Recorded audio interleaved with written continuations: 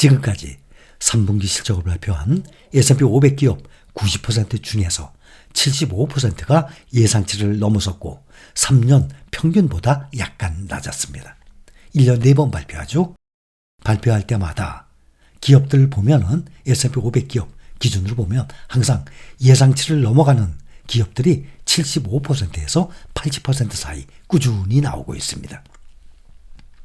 미국이 강한 경제 성장과 견조한 시장 수익률이 2025년까지 이어질 가능성이 있다라는 전망이 나왔는데 스위스 투자은행 UBS가 강력한 경제 성장과 탄탄한 시장 수익률로 내년에도 미국 증시의 호황이 지속될 것으로 전망을 하면서 낙관적인 시나리오에서 S&P 500 지수 7,000선까지 도달할 수 있다고 예상하고 있습니다.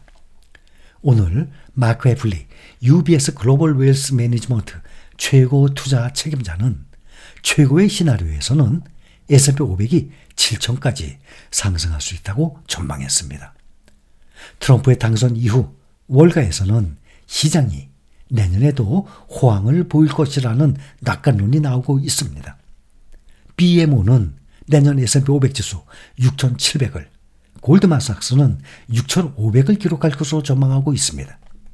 UBS는 트럼프 행정부가 도입할 것으로 예상이 되는 감세와 규제 완화 정책이 인공지능에 대한 지속적인 투자와 견조한 성장세에 힘을 보태면서 증시 상승 모멘텀이 이어질 가능성이 크다고 내다봤습니다.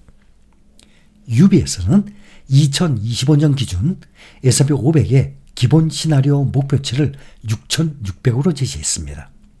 이는 현재 수준 대비 약 10% 상승 여력을 의미합니다. 최선의 시나리오에서는 2025년 말까지 7,000을 기록해서 약 16%의 상승이 가능할 것으로 봤습니다. 특히 S&P 500은 올해를 강한 상승세로 마무리할 것으로 예상합니다. 도널드 트럼프 대통령 당선인의 시장 친화적인 정책에 대한 기대감이 반영된 결과입니다. S&P 500 지수가 11월에만 3.7% 상승했고 배당 재투자를 제외하고도 2024년 전체로 보면 월 초부터 연초부터 현재까지 S&P 500 25.4%, 나스닥 종합지수 28.5%의 높은 수익률을 기록 중에 있습니다. 다만 UBS는 몇 가지 위험 요인도 지적을 했는데 공격적인 무역 관세, 정부 지출과 세입 간의 격차 확대, 지정학적 갈등 등이 인플레이션 상승과 시장 변동성을 유발할 수 있다는 우려입니다. 또 반면에 RBC 캐피털 마켓은 트럼프 2기의 관세 정책에 대한 우려로 이미 하락장이 시작됐고 S&P 500 지수가 최대 10% 내릴 수 있다고 관측했습니다. 트럼프 당선인이 공약한 관세 인상, 감세 정책이 인플레이션을 끌어올리고 고금리를 장기화할 수 있다는 관측에서입니다.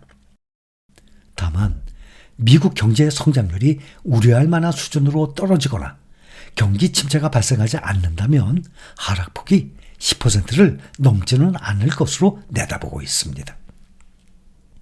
지난주에 미국 신규 실업수당 청구 건수가 7개월여 만에 최저 수준으로 감소했습니다. 지난주 신규 실업수당 청구 건수가 직전주 수정치 대비 6,000건 줄어든 21만 3,000건으로 집계됐습니다. 이는 지난 4월 이후 가장 낮은 수준입니다. 전문가 예상치 22만 건 역시 7,000건 밑돌았습니다. 미국 연준이 지난 9월 통화 완화 사이클을 개시했고 통화 정책의 초점을 물가 안정에서 완전 고용으로 옮기면서 월가는 노동시장을 주시하고 있습니다. 경제학자들은 실업수당 청구 건수가 단기적으로는 현재 수준에서 안정화될 것으로 예상하고 있습니다. 최근에 일부 기업이 감원을 발표했지만 해고가 전반적으로 불어날 조짐은 거의 나타나지 않고 있습니다. 미국의 고용시장이 여전히 굳건하다면 연준의 금리 인하 속도는 더뎌질 수밖에 없습니다.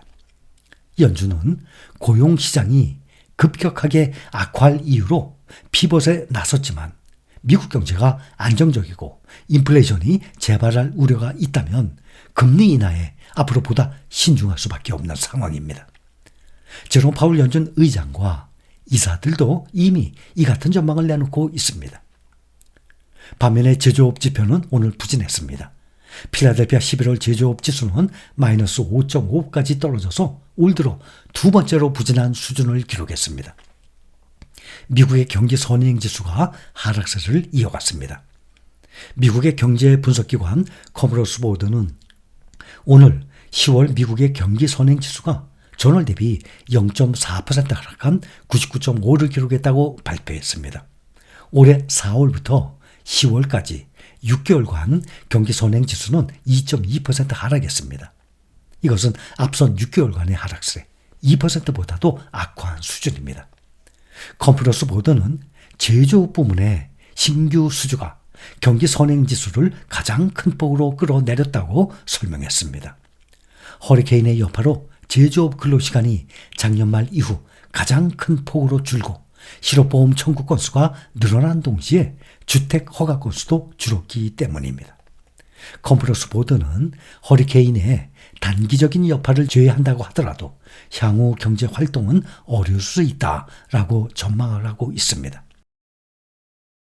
전미 부동산 중개인협회가 발표한 10월 기존 주택 판매가 전월 대비 3.4% 급등을 하면서 직전월에 기록한 2010년 10월 이후 최저 수준에서 벗어났고 전년 동기 대비로는 2.9% 증가하면서 2021년 7월 이후에 3년 3개월 만에 처음 증가세로 전환했습니다. 미국 연준이 2024년 인플레이션 억제와 경기 연착륙이라는 두 마리 토끼를 잡기 위해서 전례 없는 도전에 직면할 전망입니다. 트럼프 전 대통령의 재집권은 새로운 변수로 부상을 하고 있습니다.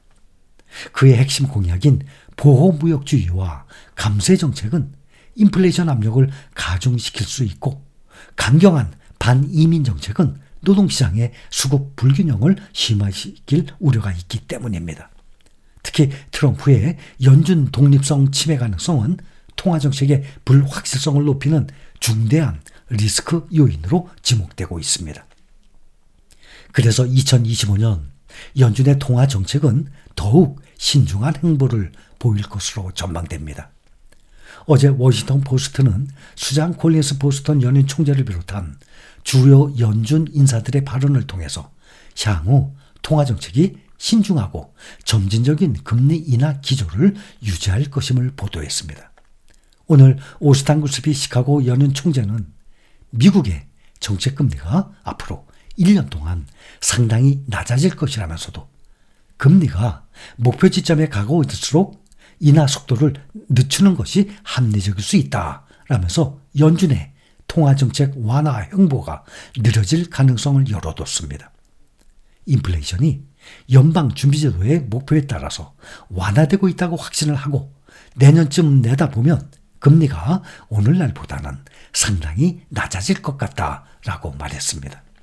올해 마지막 한 번 남은 FOMC 회의에서 12월의 금리가 현재보다 0.25% 떨어질 확률 56%, 동결 가능성 44%입니다. 56대 44입니다. 12월 FOMC를 앞두고 한 차례 물가, 고용 보고서가 나올 예정인데 만약 강한 데이터가 나오게 되면 금리 동결 가능성이 지금보다 더욱 커질 수밖에 없습니다. 러시아와 우크라이나의 전운이 고조되면서 국제유가는 치솟았습니다.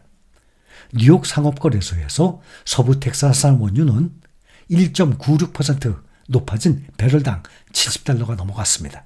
70.1달러에 거래를 마쳤습니다. 지난 8일 이후 다시 70달러 선을 재돌파한 것입니다. 글로벌 벤치마크인 브렌트유 1월 인도분 가격은 1.95% 상승 74.23달러에 마감했습니다. 2022년도에 전쟁이 시작됐죠. 그때는 유가가 100에서 120달러대에서 거래됐었습니다. 우크라이나는 러시아가 우크라이나 드니로프 지역을 공격을 하면서 ICBM을 발사했다고 주장하고 있습니다. 다만 미국 당국은 ICBM이 아니라 실험 단계의 중거리 탄도미사일로 판단하고 있는 것으로 전해집니다. 러시아가 우크라이나에 대륙간 탄도미사일을 발사했다는 소식이 전해지면서 확전 우려가 확산된 점은 오늘 장 초반에 주식시장의 흐름을 제한했었습니다.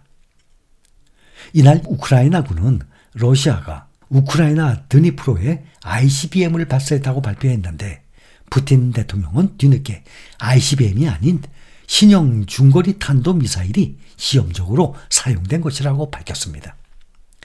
미국 당국자들도 ICBM이 아닌 중거리 탄도미사일이 사용된 것으로 판단한다라고 AP통신에 전한 바가 있습니다. 러시아의 대응은 우크라이나가 미국과 영국에서 각각 지원받은 장거리 미사일인 에이테컴스와 스톰 섀도로 러시아 본토를 타격한 직후 이루어졌습니다.